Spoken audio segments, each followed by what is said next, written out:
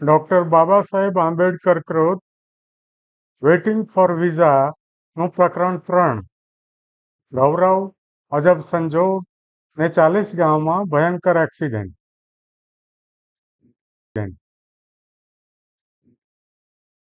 1929નું વર્ષ. મુંબઈ સરકારે અસ્પૃશ્યોની ફરિયાદોની તપાસ કરવા એક સમિતિની નિમણૂક કરી. મને એ સમિતિમાં સભ્યપદે નિમવામાં આવ્યો હતો. સમિતિએ આખા પ્રદેશનો પ્રવાસ ખેડી અન્યાય, દમન ને ત્રાસના આરોપોની તપાસ કરવાની હતી. સમિતિ 2 ભાગમાં વહેંચાઈ ગઈ.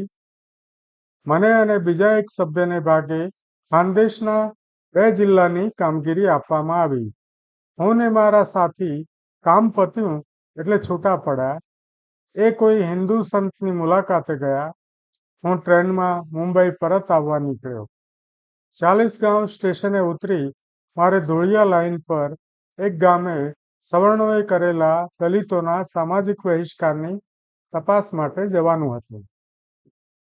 40 ગાંવના અસ્પૃશ્યો સ્ટેશને આવ્યા હતા અને મને એમને ત્યાં રાત રોકાવા વિનંતી કરી. મારો મૂળ પ્લાન તો સામાજિક બહિષ્કારની તપાસ કરી સીધા મુંબઈ જવાનો હતો, પરંતુ તેમના આગ્રહને વશ થઈ મેં ત્યાં રાત રોકાવાનું નક્કી કર્યું. પેલા ગામે જવા હું ધોળિયા જતી ટ્રેનમાં બેઠો. ત્યાં ગયો ને ગામમાં પ્રવર્તી પરિસ્થિતિની જાત તપાસ કરી જોઈતી માહિતી મેળવી વળતી ટ્રેનમાં 40 ગાંવ આવ્યો. 40 ગાંવના અસ્પૃશ્યો સ્ટેશન પર મારી રાહ જોઈ રહ્યા હતા. એમણે મને ફુલહાર કર્યા. રેલવે સ્ટેશનથી મહારવાડો લગભગ 2 માઇલ દૂર છે ને ત્યાં જતાં એક નદી પરના નાળા પરથી નદી ઓળંગવી પડે. સ્ટેશને ઘણી ઘોડાગાડીઓ ભાડું મળે એની રાહ જોતી ઊભી હતી. મહારવાડો સ્ટેશનેથી ચાલીને જવાય એટલો જ દૂર હતો. મારી ઈચ્છા તો હતી કે તેઓ મને તરત મહારવાડે લઈ જાય, પણ એ દિશામાં કોઈ હિલચાલ ન થઈ. કેમ વાર થઈ રહી છે એ મને કંઈ સમજાતું નહોતું. કલાકેક પછી એક ઘોડાગાડી પ્લેટફોર્મ પાસે લાવવામાં આવી ને હું એમાં બેઠો. એમાં હું ને ડ્રાઈવર 2 જ હતા. બીજા લોકો ટૂંકા રસ્તે પગપાળે ચાલ્યા. ઘોડાગાડી માંડ 200 ડગલા ચાલી હશે અને એક કાર સાથે અથડાતા રહી ગઈ.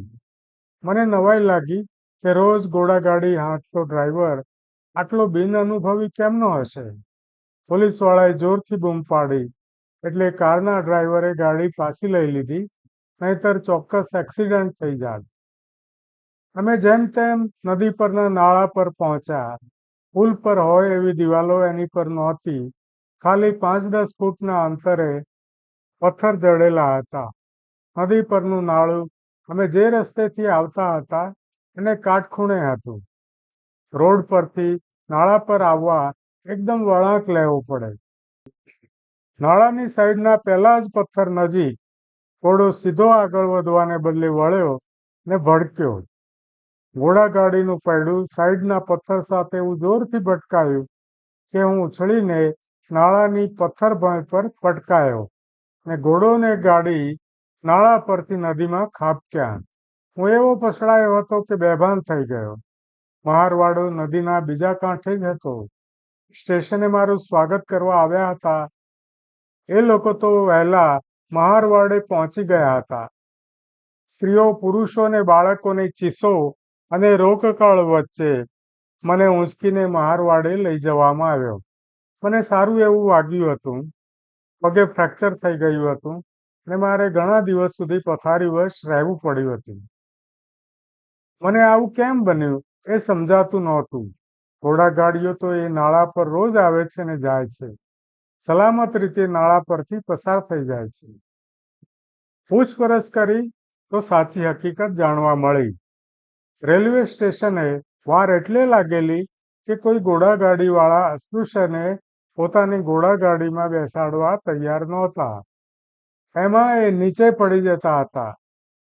મહારો માટે હું એમના વાસ સુધી ચાલતો જાઉં એ અસહ્ય હતું.